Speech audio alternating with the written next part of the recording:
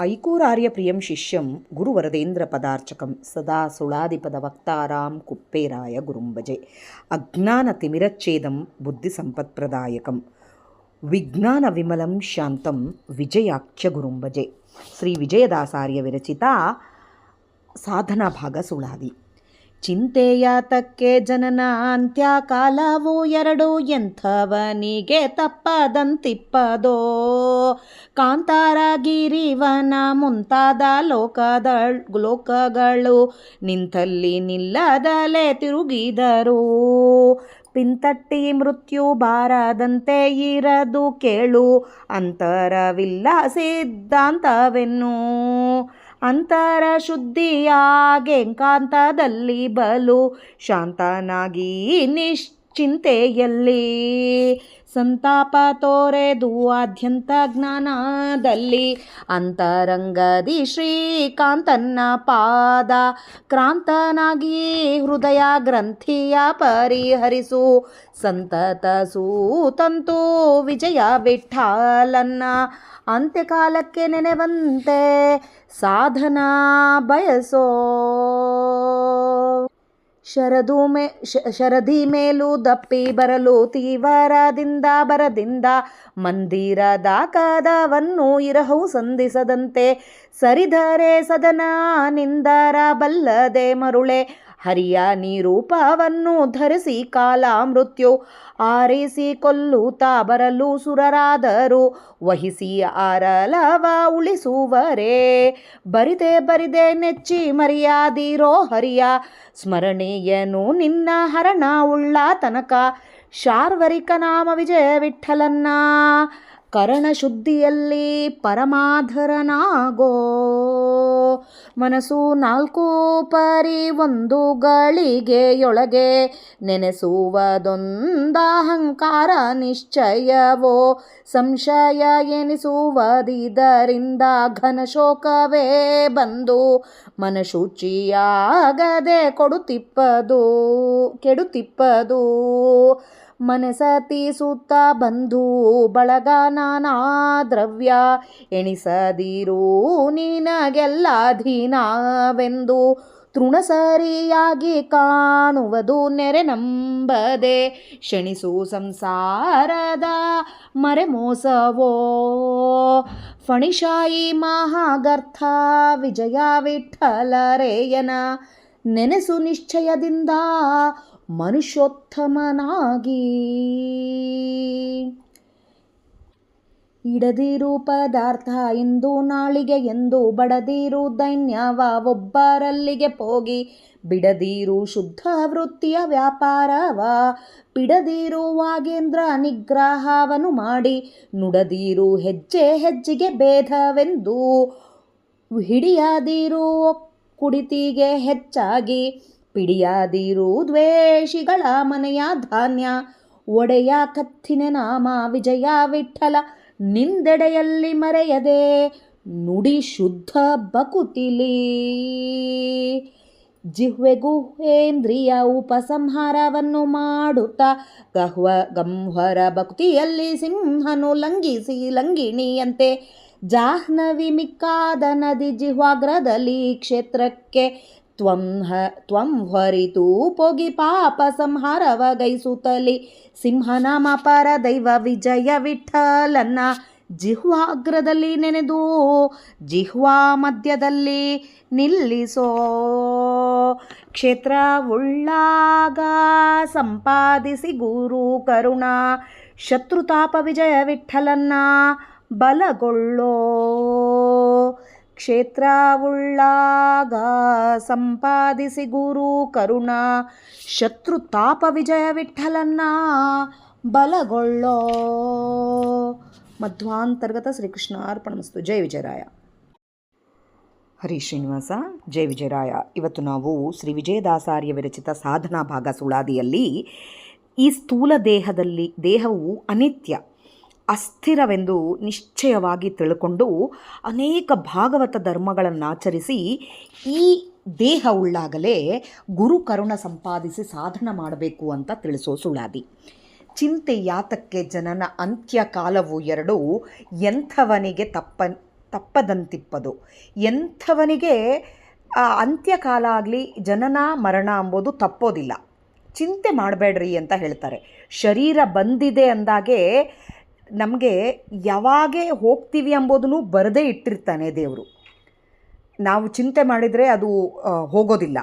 ಅದೇ ಅದಕ್ಕೆ ಏನಂತ ಹೇಳ್ತಾ ಇದ್ದಾರೆ, ಕಾಂತಾರ, ಗಿರಿ, ವನ ಮುಂತಾದ ಲೋಕಗಳು ಅಂದರೆ ಕಾಡುಗಳಾಗಿರ್ಬೋದು, ದೊಡ್ಡ ದೊಡ್ಡ ಪರ್ವತಗಳಾಗಿರ್ಬೋದು, ವನಗಳಾಗಿರ್ಬೋದು, ಎಲ್ಲಿ ಯಾವ್ಯಾವ ಲೋಕಗಳಿಗೆ ಹೋದರೆ ಕೂಡ ನಿಂತಲ್ಲಿ ನಿಲ್ಲದಲೇ ತಿರುಗಿದರು. ಒಂದು ಕಡೆ ಇಲ್ಲಾರ್ದಾಗ ಎಲ್ಲ ಕಡೆ ತಿರುಗಿದರೆ ಕೂಡ ಪಿಂತಟ್ಟಿ ಮೃತ್ಯು ಬಾರದಂತೆ ಇರೋದು ಕೇಳು. ಎಲ್ಲಿಗೆ ಹೋದರೂ ನಮಗೆ ಬರಬೇಕಾಗಿದ್ದ ಟೈಮ್ನಾಗೆ ಮೃತ್ಯು ಬರುತ್ತೆ. ಅದು ಬಿಟ್ಟು ಹೋಗ್ಲಿಕ್ಕೆ ಸಾಧ್ಯನೇ ಇಲ್ಲ. ಇದು ಅಂತರವಿಲ್ಲ ಸಿದ್ಧಾಂತವೆನ್ನು. ಇದರ ಸಿದ್ಧಾಂತದಾಗೆ ಇರೋದೇ ಇದೆಲ್ಲ. ಅಂತರ ಶುದ್ಧಿಯಾಗು, ಅಂತಃಕರಣ ಶುದ್ಧಿಯಾಗಿ ಏಕಾಂತದಲ್ಲಿ ಬಲು ಶಾಂತನಾಗಿ ನಿಶ್ಚಿಂತೆಯಾಗಿ ಅದನ್ನು ಒಪ್ಪಿಕೋ. ನಾನು ಹುಟ್ಟಿ ಬಂದಿದ್ದೀನಿ ಅಂದಮೇಲೆ ಇರೋದ್ರೊಳಗೆ ನನ್ನ ಸಾಧನೆ ಆಗಬೇಕು. ಯಾವಾಗ ಹೋಗ್ತೀವೋ ಗೊತ್ತಿಲ್ಲ, ಹೋಗೋದು ಖಚಿತ. ಅದಕ್ಕೆ ಶಾಂತನಾಗಿ ನಿಶ್ಚಿಂತೆಯಲ್ಲಿ ಸಂತಾಪ ತೊರೆದು ಚಿಂತೆ ಬಿಡ್ರಿ. ಏನೋ ಒಂದು ಸಣ್ಣದು ಏನನ್ನ ಆಗಿದೆ ಅಂದ್ಗಳಿಗೆ ನಾನು ಹೋಗ್ಬಿಡ್ತೀನೇನೋ, ಇದ್ದರೆ ಹೇಗೆ, ಈಗ ಹೋದರೆ ಹೇಗೆ, ಹೀಗೇ ಮನುಷ್ಯನಿಗೆ ಬರ್ತಾ ಇರುತ್ತೆ. ಅದನ್ನು ತೊರೆದು ಆದ್ಯ ಅಂತ ಜ್ಞಾನದಲ್ಲಿ, ವಿಶೇಷ ಜ್ಞಾನ, ಆದಿ ಅಂತ. ಈ ಜನ್ಮಕ್ಕೆ ಬರೋದು ಆದಿ ಅಂತ, ಈ ಜನ್ಮಕ್ಕೆ ಜನ್ಮದಿಂದ ಬಿಟ್ಟು ಹೋಗೋದು. ಈ ನಾವು ಸಾವಿನ ಚಿಂತೆಗಿಂತ ಸಾವು ಬರುತ್ತೇನೋ ಎಂಬೋ ಚಿಂತೆ ಜಾಸ್ತಿ ಇರುತ್ತೆ ಎಲ್ಲರಿಗೆ. ಇದಕ್ಕಂದರೆ ಅದು ಸಾವಿನ ಚಿಂತೆನೂ ಇರೋದು. ಸಾಯೋ ಕಾಲಕ್ಕೆ 100 ಚೋಳು ಕಚ್ಚಿದಷ್ಟು ನೋವಾಗತ್ತೆ ಅಂತ ಹೇಳ್ತಾರೆ. ಅದು ಹೋಗಬೇಕು ಅಂತಂದರೆ ಈ ಅಂತ್ಯ ಆದಿ ಬಗ್ಗೆ ನಾವು ತಿಳ್ಕೊಂಡು ಯಾವತ್ತಿಗೆ ಹೋದರೂ ಏನು ದುಃಖ ಇಲ್ಲ, ಸ್ವಾಮಿ ಚರಣವನ್ನು ನಾನು ನಂಬುತ್ತೀನಿ ಅಂತ ಹೇಳಬೇಕು. ನೋವಿರಲಾರ್ದಾಗಿ ನಾವು ಸಾಯೋ ಕಾಲಕ್ಕೆ ಹೋಗಬೇಕು ಅಂದರೆ ಅಂತರಂಗದಿ ಶ್ರೀಕಾಂತನ ಪಾದ, ನಮ್ಮ ಹೃದಯದೊಳಗೆ ಇದ್ದ ದೇವರ ಪಾದ, ಕ್ರಾಂತನಾಗಿ ದೇವರ ಪಾದಕ್ಕೆ ಬಿದ್ದು ಹೃದಯ ಗ್ರಂಥಿಯ ಪರಿಹರಿಸು, ಲಿಂಗದೇಹವನ್ನು ಕಳುಕು, ಸಂತತ ಸುತಂತು ವಿಜಯ ವಿಠಲನ್ನ. ನಮ್ಮಿಂದ ಈ ಏನು ಹೇಳಿಸ್ತಾನೋ, ನಮ್ಮಿಂದ ಮಾಡೋ ಪ್ರತಿಯೊಂದು ಕೆಲಸ ಜ್ಞಾನ ಕೊಡುವವನು ಸುತಂತು. ಒಳ್ಳೆ ತಂತು ಅಂದರೆ ಒಳ್ಳೆ ಕೆಲಸಗಳು ಮಾಡಿಸೋ ಆತ, ಒಳ್ಳೆ ಜ್ಞಾನ ಕೊಡುವ ಆತ ಆದ ವಿಜಯ ವಿಠಲ. ಅಂತ್ಯಕಾಲಕ್ಕೆ ನೆನೆಯೋ ಥರ ಮಾಡು. ಈ ಸತ್ತ ಮೇಲೇನೂ ನೋವಿರತ್ತೆ, ಸಾಯೋ ಕಾಲಕ್ಕೂ ನೋವಿರತ್ತೆ. ಇವೆರಡೂ ಇರಬಾರ್ದು. ಅಂದರೆ ಸತ್ತ ಮೇಲೆ ಎದಕ್ಕೆ ನೋವಿರತ್ತೆ ಅಂದರೆ, ನಾವು ಹೋಗ್ಬಿಟ್ವಲ್ಲ, ನಮ್ಮವ್ರು ಹೇಗಿರ್ತಾರೆ ಅಂಬೋದು ಅದು ಇದಿಷ್ಟೆಲ್ಲ ಮುಗಿಯೋವರೆಗೆ ನೋವು. ಸಾಯೋ ಕಾಲಕ್ಕೆ ನೋವು, ಚೋಳು ಕಚ್ಚಿದಷ್ಟು ನೋವು. ಇದು ಯಾವುದೂ ಇರಬಾರ್ದಂದರೆ ಸ್ವಾಮಿ ಚರಣ ಬಿಟ್ಟು ಬೇರೆ ಕಡೆ ಧ್ಯಾಸ ಇರಲಾರ್ದಾಗಿರಬೇಕು. ಇವೆಲ್ಲ ನಾವು ಬರ್ತಿರ್ತೀವಿ, ಹೋಗೋದು ಹೋಗ್ತಿರ್ತೀವಿ, ಇದನ್ನು ಮತ್ತು ಬರ್ತೀವಿ ಮತ್ತು ಹೋಗ್ತೀವಿ. ಈ ಜ್ಞಾನ ನಮಗೆ ಇರಬೇಕು.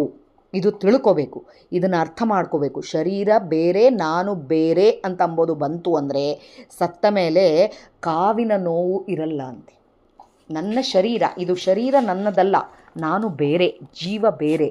ಇದು ತಿಳ್ಕೊಂಡು ಸತತ ದೇವರಿಗೆ ನಾವು ಶರಣಾಗತರಾಗಿದರೆ ಅವಾಗೆ ನಮಗೆ ಏನೂ ಸಾಯೋ ಕಾಲಕ್ಕೂ ದುಃಖ ಆಗಲ್ಲ, ಸತ್ತ ಮೇಲೆ ಬರೋ ನೋವು ಬರೋದಿಲ್ಲ. ಅಂತ್ಯಕಾಲಕ್ಕೆ ದೇವರ ನಾಮಸ್ಮರಣೆನೂ ಸ್ವಾಮಿ ಕೊಡಿಸ್ತಾನೆ ಅಂತ ಹೇಳ್ತಾ ಇದ್ದಾರೆ ಮಟ್ಟತಾಳದೊಳಗೆ. ಶರದಿ ಮೇಲು ದಪ್ಪಿ ಬರಲು ತೀವರದಿಂದ ಭರದಿಂದ ಮಂದಿರದ ಕದನವನ್ನು ಇರಹು ಸಂಧಿಸಿದಂತೆ. ಈ ಅಲೆಗಳು, ಸಮುದ್ರದ ಅಲೆಗಳು, ಸುನಾಮಿ ಇದೆಲ್ಲ ಈ ಥರ ಬರ್ತಾ ಇರ್ತಾವಲ್ಲ, ಅದು ಪೂರ ಜಾಸ್ತಿ ಬಂತು ಅಂದ್ಕೊಳ್ಳೋಣ. ಅದು ಬಂದಾಗೆ ಮನೆ ಬಾಗಿಲ ಮುಚ್ಚಿ ಗಟ್ಟಿಗೆ ಚಿಲಕ ಹಾಕ್ಕೊಂಡ್ರೆ ಸರಿದರೆ ಸದನ ನಿಂದಿರವಲ್ಲದೆ. ಹೀಗೆ ಮಾಡಿದರೆ ಎಲ್ಲಾದರೂ ನಮ್ಮ ಮನೆ ಹೊಡ್ಕೊಂಡೋಗ್ಲಾರ್ದಾಗ ಇರ್ತದ. ನೀರು ಮನೆಗೆ ಬರಬಾರ್ದು ಅಂತ ಚಿಲಕ ಹಾಕ್ಕೊಂಡು ಕೂತಿದ್ದೀವಿ. ಚಿಲಕ ಹಾಕ್ಕೊಂಡು ಕೂತ್ರೆ ಮನೆಯೇ ಹೊಡ್ಕೊಂಡು ಹೋಗ್ತದೆ. ಈಗ ಸುನಾಮಿ ಅಂಥವು ಬಂದಾಗೆ ಮನೆಯೇ ಹೊಡ್ಕೊಂಡು ಹೋಗ್ತವೆ.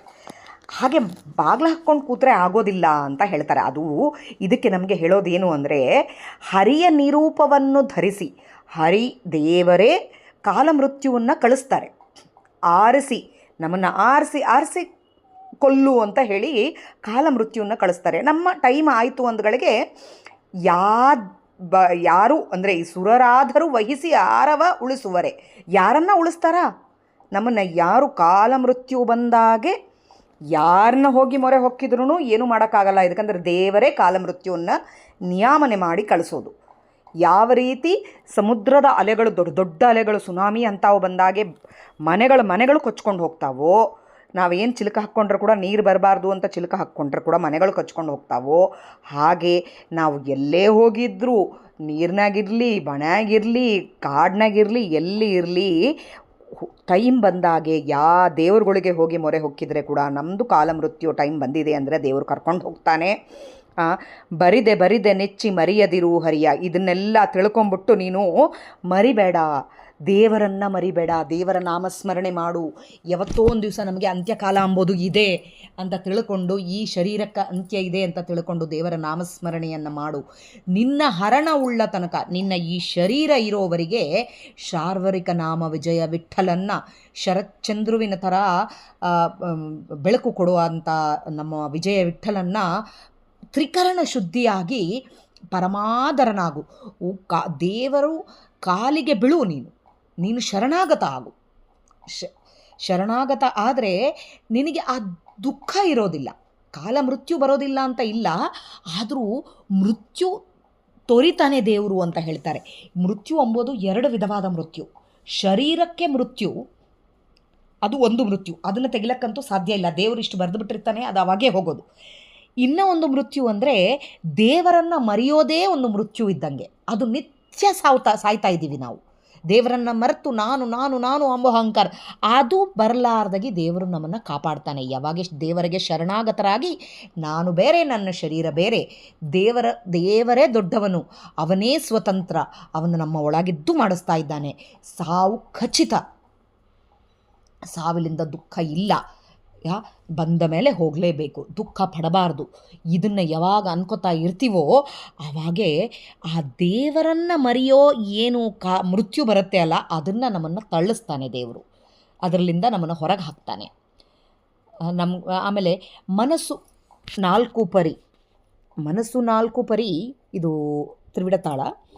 ಇನ್ನೊಂದು ಆಡಿಯೋದಾಗೆ ಮಾಡ್ತೀನಿ. ಹರೇ ಶ್ರೀನಿವಾಸ. ತ್ರಿವಿಡ ತಾಳದೊಳಗೆ ಮೊದಲೇನು ಹೇಳಿದರು,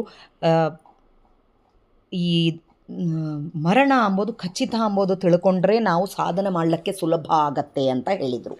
ಇವಾಗ ಮನಸ್ಸು ನಾಲ್ಕು ಪರಿ, ಒಂದು ಘಳಿಗೆಯಲ್ಲಿ ಮನಸ್ಸು ಒಂದು ಕಡೆ ಇರೋದೇ ಇಲ್ಲ, 4 ಕಡೆ ಹೋಗ್ತಾ ಇರ್ತದೆ, 4 ದಿಕ್ಕಿಗೆ ಹೋಗ್ತಾ ಇರ್ತದೆ. ಒಂದು ನಿಮಿಷ ನಾವು ದೇವರ ನಾಮಸ್ಮರಣೆ ಮಾಡಬೇಕು ಅಂತ ಕೂತಾಗೆ ಒಂದು ಕತೆ ಹೇಳ್ತಾ ಇದ್ರು ನಮ್ಮ ಅಜ್ಜಿಯವರು. ಒಬ್ಬರು ಆಚಾರ್ಯರು ಬಹಳ ನಿಷ್ಠ ನಾಮಸ್ಮರಣೆ ಮಾಡ್ತಾ ಇದ್ರಂತೆ. ಅವ್ರು ನಾಮಸ್ಮರಣೆ ಮಾಡ್ತಾ ಇರೋ ಕಾಲಕ್ಕೆ ದೇವರ ಪೂಜೆ ಮಾಡಬೇಕು, ಧ್ಯಾಸ ಮಾತ್ರ ಬೇರೆ ಎಲ್ಲೋ ಹೋಗಿರ್ತಿತ್ತು. ಅವ್ರ ಮಗಳು ಸೊಸೆ ಮನೆಗೆ ಬಂದ ಸೊಸೆಗೆ ಬರೇ ಇದು ಆಕಳದು ಹಾಲು, ಆಮೇಲೆ ಗೋಮಯ, ಗೋಮೂತ್ರ ಇಷ್ಟೇ ಕೊಡ್ತಿದ್ರಂತೆ ಓಳಾಡಿಸ್ಲಿಕ್ಕೆ ಅಂಥೇಳಿ. ಆಕೆಗೆ ಎಲ್ಲ ಜ್ಞಾನ ಬಂತಂತೆ. ಆಕೆಗೆ ಏನು ಅಂದರೆ ಸಂಪೂರ್ಣವಾದ ಜ್ಞಾನ ಆಕೆಗೆ. ಅವ್ರು ಮಾವ ಪೂಜೆ ಮಾಡ್ತಾಯಿದ್ರೆ ಒಂದು ಸಲ ಯಾರೋ ಬಂದ್ರಂತೆ. ಆತ ಬೆಳಗ್ಗೆ ಯಾರಿಗೋ ಚಪ್ಪಲೆ ಹೊಲಿಲಕ್ಕ ಕೊಟ್ಟಿದ್ದಂತೆ. ಪೂಜೆ ಮಾಡೋಕಲ್ಲಕ್ಕೆ ಅದೇ ಧ್ಯಾಸ, ಹೊಲ್ದಾನೋ ಇಲ್ಲೋ ಅಂಥೇಳಿ ಅದು ಧ್ಯಾಸ ಮಾಡ್ತಾಯಿದ್ರೆ ಅವ್ರು ಬಂದು ಯಾರೋ ಒಬ್ಬರು ಬಂದು ಕೇಳಿದ್ರಂತೆ ಅವ್ರ ಸೊಸೆನ, ನಿಮ್ಮ ಮಾವವ್ರು ಏನು ಮಾಡ್ತಾ ಇದ್ದಾರೆ ಅಂತಂದರೆ ಚಪ್ಪಲೆ ಅಂಗಡಿಗೆ ಹೋಗಿದ್ದಾರೆ ಅಂತ ಹೇಳಿದ್ಲಂತೆ. ಅಂದರೆ ಈ ಮನಸ್ಸು ನೋಡ್ರಿ, ಇಷ್ಟು ಪೂಜೆ ಮಾಡೋ ಆತಗೆ ಚಪ್ಪಲೆ ಅಂಗಡಿ ತನಕ ದೇವ್ರು ಕರ್ಕೊಂಡು ಹೋಗಿದ್ದಾನೆ ಅಂದರೆ ದೇವ್ರ ಕಡೆ ಧ್ಯಾಸನೇ ಇಲ್ಲ ನಮಗೆ. ಈ ಥರ ಮನಸ್ಸು 4 ಪರಿ ಒಂದೊಂದು ಗಳಿಗೆಯೊಳಗೆ ತಿರುಗ್ತಾ ಇರ್ತದೆ. ಅದು ಅಹಂಕಾರದಿಂದ ನಿಶ್ಚಯ ನಮ್ಗೆ ಅಹಂಕಾರ ಅಂಬೋದು ಬಂದುಬಿಡ್ತದೆ. ಅಹಂಕಾರ ಬಂತು ಅಂದರೆ ದೇವರ ಮೇಲೆ ಸಂಶಯ ಬಂತು. ಅಹಂಕಾರ ಮನಸ್ಸು ನಿಲ್ಲಲ್ಲ. ದುಃಖ ಇದು ಈ ಮನಸ್ಸಲ್ಲಿ ನಿಲ್ಲಲಾರ್ದಾಗ ಹೋಗೋಣ ಅಂತ ಅಹಂಕಾರ, ನಾನು ಅಂಬೋ ಅಹಂಕಾರ ಬಂತು, ನಮಗೆ ದೇವರ ಮೇಲೆ ಸಂಶಯಗಳು ಸ್ಟಾರ್ಟ್ ಆಗ್ತವೆ. ನಾನೇ ಮಾಡೀನಿ ಅಂಥೇಳಿ ಆ ಘನ ಶೋಕಕ್ಕೆ ಅದು ಕರ್ಕೊಂಡು ಹೋಗ್ತದೆ. ಅದು ಆಮೇಲೆ ನಮಗೆ ಮನ ಶುಚಿ ಆಗದೆ ಕೆಡುತ್ತಿಪ್ಪದು. ಮನ ಶುಚಿ ಆಗೋದಲ್ಲ, ಈ ಥರ ಇದ್ದರೆ ಮನಸ್ಸು ಕೆಟ್ಟು ಹೋಗ್ತದೆ. ಮನೆ, ಸತಿ, ಸುತ, ಬಂಧು, ಬಳಗ, ದ್ರವ್ಯ ಎಣಿಸದಿರು ನಿನಗೆಲ್ಲ ಅಧೀನವೆಂದು. ಇದನ್ಯಾವುದು ನನ್ನ ಅಧೀನ ಅಂತ ಅನ್ಕೋಬೇಡ. ಮನೆ ಆಗಿರ್ಬೋದು, ಮಕ್ಕಳಾಗಿರ್ಬೋದು, ಬಂಧು ಆಗಿರ್ಬೋದು, ಬಳಗ ಆಗಿರ್ಬೋದು, ನಾನಾ ದ್ರವ್ಯಗಳು ದೇವ್ರು ಕೊಟ್ಟಿರ್ತಾನೆ, ಯಾವುದೂ ನಿನ್ನ ಅಧೀನ ಅಲ್ಲ. ಇದು ತಿಳ್ಕೊ. ತೃಣ ಸರಿಯಾಗಿ ಕಾಣುವುದು ನೆರೆನೆಂಬದೆ. ಇದನ್ನೆಲ್ಲ ತೃಣ ಸರಿಯಾಗಿ ನೋಡು. ಹಾಗಂತೇಳಿ ಹೆಂಡತಿ ಮಕ್ಕಳ ಮೇಲೆ ಅಭಿಮಾನ ಇಟ್ಕೋಬೇಡ ಅಂತ ಅನ್ನಲ್ಲ. ಹೆಂಡತಿ ಮಕ್ಕಳು ಯಾರೇ ಬಂದು ಬಳಗ ಇದ್ದಾರೆ, ಅವರ ಅಂತರ್ಯಾಮಿಯಾದ ಪರಮಾತ್ಮನ್ನ ನೋಡ್ಕೊತಾ ಅವರ ಮೇಲೆ ನೀನು ಏನೇನು ಮಾಡಬೇಕೋ ಎಲ್ಲ ಕೆಲಸಗಳು ಮಾಡು.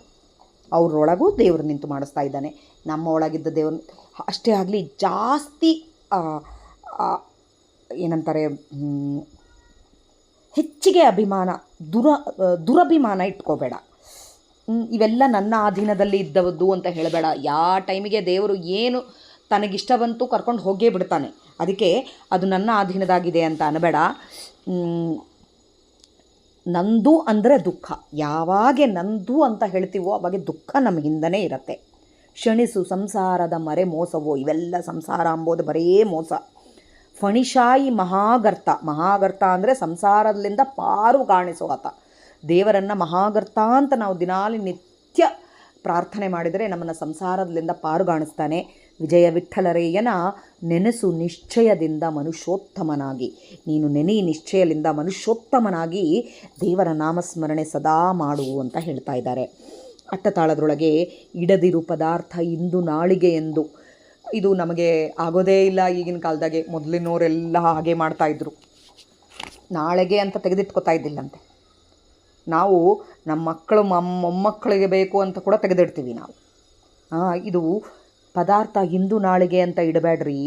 ಬಡದಿರು ದೈನ್ಯವ ಒಬ್ಬರಲ್ಲಿಗೆ ಹೋಗಿ ಯಾವತ್ತೂ ದುಃಖ ಪಡಬೇಡ್ರಿ, ದುಃಖ ಹೇಳಬೇಡ್ರಿ.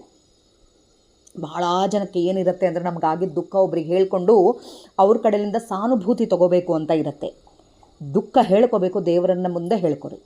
ಸ್ವಾಮಿ ನಿನ್ನ ನಾಮಸ್ಮರಣೆ ಮಾಡಿಸ್ತಾ ಇಲ್ಲ, ಇದೇ ಒಂದು ದೊಡ್ಡ ದುಃಖ ಅಂಥೇಳಿ. ಕೊಟ್ಟಿದ್ವೆಲ್ಲ ದೇವ್ರು ಕೊಟ್ಟಿದ್ದು ತಗೊಳ್ರಿ. ಬಿಡದಿರು ಶುದ್ಧ ವೃತ್ತಿಯ ವ್ಯಾಪಾರವ. ಶುದ್ಧ ವೃತ್ತಿ ವ್ಯಾಪಾರವ ಅಂದರೆ ದಾಸ್ಯ ವೃತ್ತಿ ನಮ್ಮದು ಶುದ್ಧ ವೃತ್ತಿ. ಬ್ರಾಹ್ಮಣ ಅಂತಂದ್ರೇ ಇವತ್ತಿನ ಪದಾರ್ಥ ಭಿಕ್ಷೆ ಬೇಡಿ ತಂದು ಉಣಬೇಕು ಅಂತ ಇರೋದು. ಯಾರು ಕೊಟ್ಟಿದ್ದನ್ನೇ ಇಟ್ಕೊಂಡಿರಬೇಕು ಅಂಥೇಳಿ. ಇದು ನಮಗೆ ಇವಾಗಿನ ಕಾಲದಾಗ ಆಗೋದಿಲ್ಲ. ಆದರೂ ಒಬ್ಬರಲ್ಲಿ ಹೋಗಿ ಬೇಡಿ ಬರೋದು ಬದಲು ಶುದ್ಧ ದಾಸ್ಯ ವೃತ್ತಿನ ಬಿಡಬೇಡ್ರಿ. ಪಿಡದಿರು ವಾಗೇಂದ್ರ ನಿಗ್ರಹವನ್ನು ಮಾಡಿ. ವಾಕು ಇಂದ್ರಿಯಗಳ ನಿಗ್ರಹ ಮಾಡಿಕೊಳ್ಳ್ರಿ. ಅವಾಗೆ ಸಾವು ಇವೆಲ್ಲ ವಾಗೇಂದ್ರಿಯಗಳು, ವಾಕು ನಾವು ಬಾಯಿಲಿಂದ ಹೇಳೋದು, ಎಲ್ಲ ಇಂದ್ರಿಯಗಳ ನಿಗ್ರಹ ಇರಬೇಕು. ಒಬ್ಬರನ್ನ ಬೈಯೋದಾಗಲಿ, ಒಬ್ಬರ ಮನಸ್ಸಿಗೆ ತೊಂದರೆ ಕೊಡೋದಾಗಲಿ, ಆಮೇಲೆ ಚಿಂತೆ ಮಾಡ್ಕೋತಾ ಇರೋದು, ದುಃಖ ಆಗಿದೆ ಅಂತ ಹೇಳ್ಕೊಳ್ಳೋದು, ಇವೆಲ್ಲ ಮಾಡಬೇಡ್ರಿ. ನುಡದಿರು ಹೆಜ್ಜೆಗೆ ಭೇದವನ್ನು.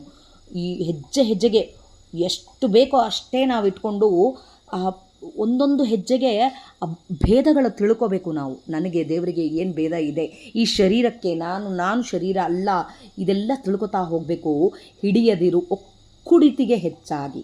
ಒಂದು ದಿನಕ್ಕೆ ಎಷ್ಟು ಬೇಕೋ ಅಷ್ಟೇ ಕೇಳು ದೇವ್ರನ್ನ, ಮತ್ತು ಮರುದಿವಸಕ್ಕೆ ತೆಗೆದಿಡಬೇಡ ಅಂತ ಹೇಳ್ತಾರೆ. ಪಿಡಿಯದಿರು ದ್ವೇಷಿಗಳ ಮನೆಯ ಧಾನ್ಯ. ಯಾರು ದ್ವೇಷಿಗಳಿರ್ತಾರೋ ಅವ್ರ ಮನೆಯ ಧಾನ್ಯ ಕೂಡ ಮುಟ್ಟಬೇಡ. ಒಡೆಯ ಕತ್ತಿನ ನಾಮ. ಶ್ರೇಷ್ಠವಾದ ಎಲ್ಲರ ಒಳಗೆ ನಿಂತು ನುಡಿಸೋ ಆತನೇ. ಕತ್ತಿನ ನಾಮ ಅಂದರೆ ಆತೆ. ಏನು ಕೊಟ್ಟರೆ ಸಾಕು ಅನ್ಬೇಕಂತ. ಇದು ಸಾಕು ಅನ್ನಲಿಲ್ಲ ಅಂದರೆ ನಾಲಿಗೆ ಕೆಡಿಸ್ತದಂತ ಮನುಷ್ಯನಿಗೆ. ಸಾಕು ಅನ್ನಲಿಲ್ಲ ಅಂದರೆ ನಾಲಿಗೆ ಕೆಡಿಸ್ತದ ಅಂತ ಹೇಳ್ತಾರೆ. ಹೆಚ್ಚಿಗೆ ಬೇಕು ಅಂಬೋದೇ ಈಗಿನ ಕಾಲದಾಗೆ ನಾವೆಲ್ಲರೂ ಆಗ್ಬಿಟ್ಟಿದ್ದೀವಿ. ವಿಜಯ ವಿಠ್ಠಲ ನಿಂದೆಡೆಯಲ್ಲಿ ಮರೆಯದೆ ನುಡಿ ಶುದ್ಧ ಭಕುತಿಯಲ್ಲಿ ದೇವರ ನಾಮಸ್ಮರಣೆ ಮಾಡು. ಯಾವಾಗ ಹಾಗೆ ದೇವರ ನಾಮಸ್ಮರಣೆ ನಾವು ಮಾಡ್ತೀವೋ ನಮಗೆ ಬರೋ ಆ ಸಾವು ಕೂಡ ಅವಭೃತ ಸ್ನಾನ ಆದಂಗೆ ಇರುತ್ತೆ. ದೇವರ ಚಿಂತನೆ ಸತತ ಮಾಡಿದರೆ ಅವಭೃತ ಸ್ನಾನ ಇದ್ದಂಗೆ ಅಂತೆ. ನಮಗೆ ಸಾವು ಬಂದರೆ ಕೂಡ ಹೇಗೆ ಬಂದೀವೋ ಗೊತ್ತಿಲ್ಲ ನಮಗೆ. ಹೋಗೋದು ಖಚಿತ, ಹೇಗೂ ಬಂದೀವಿ, ಹೋಗೋದು ಖಚಿತ, ಇಲ್ಲೇ ಇರಲ್ಲ. ಸೊ ನಮ್ಮನ್ನು ತೊಗೊಂಡು ಹೋಗ್ತಾನೆ, ಆತ ಟೈಮ್ ಬಂದಾಗೆ ತೊಗೊಂಡು ಹೋಗ್ತಾನೆ. ಸಾವು ಅವಭೃತ ಸ್ನಾನ ಯಾರಿಗೆ ಅಂದರೆ ದೇವರ ಚಿಂತನೆ ಮಾಡಿದವರಿಗೆ. ದೇವರ ಬಗ್ಗೆ ಚಿಂತನೆ ಸದಾ ಮಾಡ್ತಾ ಇದ್ದರೆ ಅವಭೃತ ಸ್ನಾನ ಅಂದರೆ ಈಗ ಎಲ್ಲ ಯಾವುದೋ ಒಂದು ತಿರುಪತಿಗೆ ಹೋಗಿರ್ತೀವಿ, ಎಲ್ಲ ಚಕ್ರ ಸ್ನಾನ ಮಾಡಿಸ್ತಾ ಇರ್ತಾರೆ. ಆವಾಗ ನಾವೆಲ್ಲರೂ ನೀರಿನಾಗ ಮುಳುಗ್ತೀವಿ, ಎಷ್ಟೋ ಆನಂದ. ಅದೇ ಥರ ನಮಗೆ ಈ ಶರೀರದ ಮೇಲೆ ವ್ಯಾಮೋಹ ಇಲ್ಲಾರ್ದಾಗಿ ದೇವರ ಬಗ್ಗೆ ನಾಮಸ್ಮರಣೆ ಮಾಡಿದರೆ ಇದು ಕೂಡ ನಮಗೆ ಅವಭೃತ ಸ್ನಾನ ಇದ್ದಂಗೆ ಅಂತ ಹೇಳ್ತಾರೆ. ಹಾಗೆ ಜಿಹ್ವೆ ಗುಹೇಂದ್ರಿಯಗಲಿ ಉಪಸಂಹಾರವನ್ನೇ ಮಾಡುತ್ತಾ ಇದು ನಮಗೆಲ್ಲ ಮನಸ್ಸು ತಾಡವನ್ನು ಕಡಿಮೆ ಮಾಡ್ತಾನೆ. ಈ ನಾಲಿಗೆ ಗುಹೇಂದ್ರಿಯ ಉಪಸಂಹಾರವನ್ನು ಅಂದರೆ ನಾಲಿಗೆ ಸಾಕು ಸಾಕು ಅಂತ ಹೇಳೋದು ಕಲಿಬೇಕು. ನಾಲಿಗೆ ಕೆಡಿಸ್ಲಾರ್ದಾಗ ನೋಡ್ಕೋಬೇಕು. ಇದು ಎಲ್ಲ ನದಿಗಳು, ಎಲ್ಲ ಕ್ಷೇತ್ರಗಳು ಹೋಗಿ ಪಾಪ ಸಂಹಾರವಗೈಸುತ್ತಲಿ. ಇದೆಲ್ಲ ಮಾಡಿಕೊಂಡ್ರೆ ಸಾಕಂತೆ. ಇದೇನೇನಿದ್ದಾವಲ್ಲ ಭಕ್ತಿ ಉಕ್ಕೇರಿ ಬರಬೇಕಂತೆ. ದೇವರ ನಾಮಸ್ಮರಣೆ ಮಾಡಿದರೆ ಶರಣಾಗತರಾಗಬೇಕು. ನಾಲಿಗೆ ತುದಿಯಲ್ಲಿ ಗಂಗಾದಿ ನದಿಗಳನ್ನು ನೆನೆಸಬೇಕು. ಪಾಪ ಹರಿದು ಹೋಗಬೇಕು. ಹರಿದು ಹೋಗಿ ಈ ನದಿ ಜಿಹ್ವಾಗ್ರದಲ್ಲಿ, ನಮ್ಮ ಜಿಹ್ವಾಗ್ರದಲ್ಲಿ ಗಂಗಾದಿ ನದಿಗಳ ಸ್ತೋತ್ರ ಮಾಡ್ತಾ ಇದ್ದರೆ ನಮ್ಮ ಪಾಪಗಳ ಹರಿದು ಹೋಗ್ತಾವಂತೆ, ಸಂಹಾರಗೈಸುತ್ತಲಿ. ಸಿಂಹನಾಮನಾದ ದೇವರನ್ನು ನಾವು ನಾಮಸ್ಮರಣೆ ಮಾಡಿದೆ ಜಿಹ್ವಾಗ್ರದಲ್ಲಿ ದೇವರನ್ನು ನೆನೆಸಬೇಕು. ಜಿಹ್ವ ಮಧ್ಯದಲ್ಲಿ ನಿಲ್ಲಿಸಬೇಕು. ಮನಸ್ಸು ತಾಪವನ್ನು ಕಡಿಮೆ ಮಾಡ್ತಾನೆ ದೇವರು ಇವೆಲ್ಲ ಮಾಡಿದರೆ. ಸಾಕು ಅನ್ಬೇಕು. ಭಕ್ತಿ ಉಕ್ಕೇರೋ ಥರ ಮಾಡಬೇಕು. ದೇವರ ನಾಮಸ್ಮರಣೆಯಲ್ಲಿ ಸದಾ ಇರಬೇಕು. ಹಾಗಾದರೆ ಕ್ಷೇತ್ರವುಳ್ಳಾಗ ಸಂಪಾದಿಸಿ ಗುರುಕರ್ಣ, ಈ ಶರೀರ ಇದ್ದಾಗೆ ಗುರುಕರ್ಣ ಸಂಪಾದಿಸಬೇಕು ಅಂತ ಹೇಳ್ತಾರೆ. ಶತ್ರುತಾಪ ವಿಜಯ ವಿಠಲನ್ನ, ಈ ಇಂದ್ರಿಯ ಶತ್ರುಗಳು ಅಂತಂದರೆ ನಮ್ಮ ಒಳಗಿದ್ದ ಇಂದ್ರಿಯ ಅಭಿಮಾನಿ ದೈತ್ಯರು. ಈ ದೈತ್ಯರನ್ನು ದೇವರು ಆ ದೈತ್ಯರ ಕೊಡೋ ತಾಪದಿಂದ ನಮಗೆ ಹೊರಗೆ ಹಾಕ್ತಾರೆ. ಗುರುಗಳೆಲ್ಲ ನಮಗೆ ಆ ತಾಪ ಏನು ಕೊಡ್ತಾ ಇದ್ದಾನೋ ಆ ದೈತ್ಯರು ಒಳಗೆ ದೇವರು ನಿಂತು ದೈತ್ಯರೊಳಗೆ ನಿಂತು ಕೊಡಿಸ್ತಾ ಇರ್ತಾನೆ. ಯಾವಾಗ ನಾವು ಗುರುಕರುಣೆ ಸಂಪಾದಿಸ್ತೀವೋ ಆ ದೈತ್ಯರು ಒಳಗಿದ್ದ ದೈತ್ಯರನ್ನು ಸುಟ್ಟು ಹಾಕ್ತೀವಿ. ನಿತ್ಯ ಈ ಗುರುಮಂತ್ರ ಮಾಡೋ ಕಾಲಕ್ಕೆ ನಮಗೆಲ್ಲ ಗೊತ್ತಿದೆ, ಅದನ್ನು ಸುಟ್ಟು ಹಾಕ್ಬಿಡ್ತೀವಿ. ಎಡದಲ್ಲಿ ಇದ್ದವರೆಲ್ಲನ್ನ ಇದ್ರೊಳಗೆ ತೊಗೊಂಡ್ಬಂದು ಹೃದಯದೊಳಗೆ ತೊಗೊಂಡ್ಬಂದು ಅಲ್ಲಿ ಸುಟ್ಟು ಹಾಕಿ ಮೂಗಿನ ಇದರಲ್ಲಿಂದ ಹೊರಗೆ ಹಾಕ್ತೀವಿ. ಅದು ಗುರುಕರುಣೆ ಸಂಪಾದಿಸಿದರೆ ಮಾತ್ರ, ಗುರುಮಂತ್ರದ ಸುಳಾದಿಯಲ್ಲಿ ಬರುತ್ತೆ ಅದು, ಗುರುಕರುಣೆ ಸಂಪಾದಿಸಿದರೆ ಮಾತ್ರ ಇದು ಆಗೋದು. ಅದಕ್ಕೆ ಶರೀರ ಇದ್ದಾಗೆ ಗುರುಕರುಣೆ ಸಂಪಾದಿಸು. ಯಾವತ್ತೂ ಈ ಸಾವಿಗೆ ಹೆದರಬೇಡ. ಯಾವತ್ತೂ ದೇವರ ಶರಣಾಗತರಾಗಿದ್ದರೆ ಸಾವು ಬಂದರೆ ಕೂಡ ಅವಭೃತ ಸ್ನಾನ ಇದ್ದಂಗೆ ಒಂದು ಏನು ಚೋಳು ಕಡದ ಇದು ಇರುತ್ತೇನೋ ಅದು ಇರೋದಿಲ್ಲ. ಖಚಿತವಾಗಿ ದೇವರ ನಾಮಸ್ಮರಣೆ ಬರ್ತದ ಸಾವಿನ ಬಂದಾಗೆ ಅಂಥೇಳಿ ವಿಜಯದಾಸರು ಅತ್ಯದ್ಭುತವಾಗಿ ಈ ಸುಳಾದಿಯನ್ನು ವರ್ಣನೆ ಮಾಡಿದ್ದಾರೆ. ಈ ಸ್ಥೂಲ ದೇಹ ಅನಿತ್ಯ, ಇದು ನಮ್ಮ ಜೀವಕ್ಕೆ ಸಾಧನದ ಸಲುವಾಗಿ ಈ ದೇಹ ನಮಗೆ ಕೊಟ್ಟಿರೋದು ಸ್ವಾಮಿ. ಅದಕ್ಕೆ ಇರೋ ಕಾಲಕ್ಕೆ ಸಾಧನ ಮಾಡ್ತಾ ಈ ದೇಹ ಅನಿತ್ಯ, ಈ ದೇಹದ ಮೇಲೆ ಹೆಚ್ಚಿನ ಅಭಿಮಾನ ಇಟ್ಕೋಬೇಡ. ಸತಿ ಸುತ ಬಂಧು ಬಳಗದ ಮೇಲೆ ಹೆಚ್ಚಿನ ಅಭಿಮಾನ ಇಟ್ಕೋಬೇಡ. ಎಲ್ಲರೂ ದೇವರು ನನಗೆ ಕೊಟ್ಟಿದ್ದು, ಅವರ ಒಳಗೆ ಇದ್ದ ಸ್ವಾಮಿಯನ್ನು ಪೂಜೆ ಮಾಡ್ತಾ ಅವರಿಗೆ ಬೇಕಾಗಿದ್ದೆಲ್ಲ ಮಾಡ್ತಾ ಇರು. ಆದರೂ ಹೆಚ್ಚಿಗೆ ಅವರ ಜೊತೆಗೆ ದುರಭಿಮಾನ ಇಟ್ಕೋಬೇಡ. ಅಭಿಮಾನ ಇರಲಿ, ದುರಭಿಮಾನ, ನನ್ನದು ನಮ್ಮವರು ಅಂಬೋ ಅಭಿಮಾನ ಇಟ್ಕೋಬೇಡ. ಎಲ್ಲ ಸ್ವಾಮಿ ನೋಡ್ಕೋತಾನೆ ಅಂಬೋದನ್ನು ನೀನು ನಿಶ್ಚಯವಾಗಿ ನಂಬಿದರೆ ನಿನಗೆ ಯಾವ ಥರ ತೊಂದರೆ ಇರೋದಿಲ್ಲ ಅಂಥೇಳಿ ವಿಜಯದಾಸರು ಇಲ್ಲಿ ಹೇಳಿದ್ದಾರೆ. ನನ್ನ ಜೀವನ ಯೋಕ್ತಿಗೆ ಎಷ್ಟು ಅರ್ಥ ಆಗುತ್ತೇನೋ ಅಷ್ಟೇ ಹೇಳೋಕ್ಕೆ ಪ್ರಯತ್ನ ಮಾಡಿದ್ದೀನಿ. ಇದರಲ್ಲಿ ತಪ್ಪುಗಳಿದ್ದಲ್ಲಿ ದಯವಿಟ್ಟು ಕ್ಷಮಿಸ್ರಿ. ಮಧ್ವಾಂತರ್ಗತ ಶ್ರೀಕೃಷ್ಣ ಅರ್ಪಣಮಸ್ತು. ಜೈ ವಿಜಯರಾಯ.